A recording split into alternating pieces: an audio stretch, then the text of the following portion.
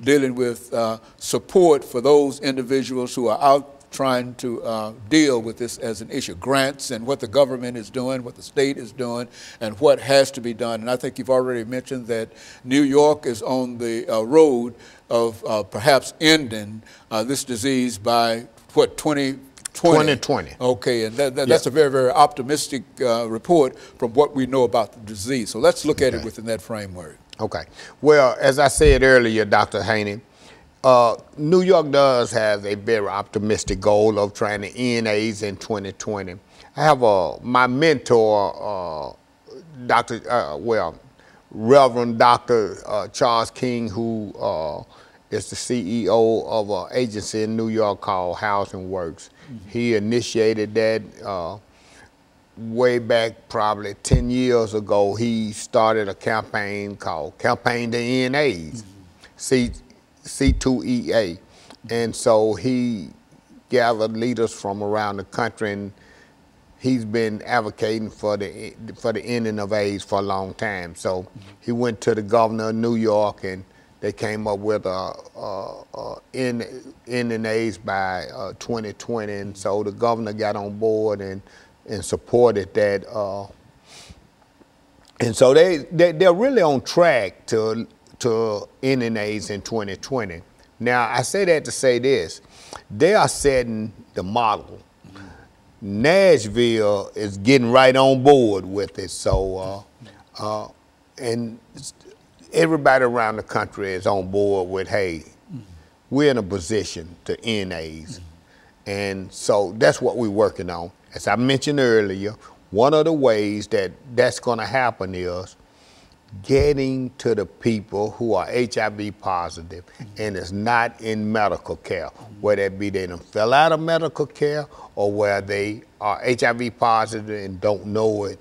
Our new job now is finding people and getting them into medical care. That's how we're going to end this epidemic. And so you've got a real outreach program, and I think you've been doing outreach all along, have you not? Yes, but we now have. It's a little different. You can be a little more optimistic in terms of that you're not working something that has no end. Because in other words, AIDS can be defeated. Is that what we're saying? And I think that for so long we worked from the premise that there was nothing that could end that we could do. And let me say, I can be proud to say that the federal government, they get it. They get it now. So they are putting their resources into where the epidemic is. And that is young, black MSM. They just put over 40, I can't remember how much it is, but I know Nashville, Nashville is receiving $3.8 million over the next 5 years. Nashville Cares, who is one of the oldest ASOs, AIDS service organizations in Tennessee, wrote the grant. StreetWorks and United Health,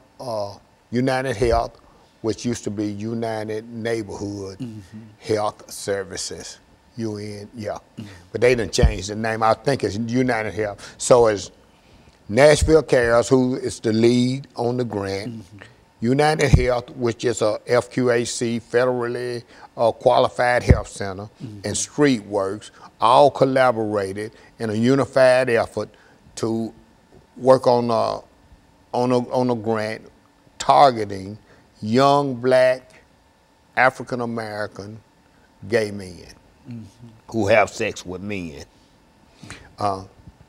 And so over the next 5 years, we will receive $3.8 million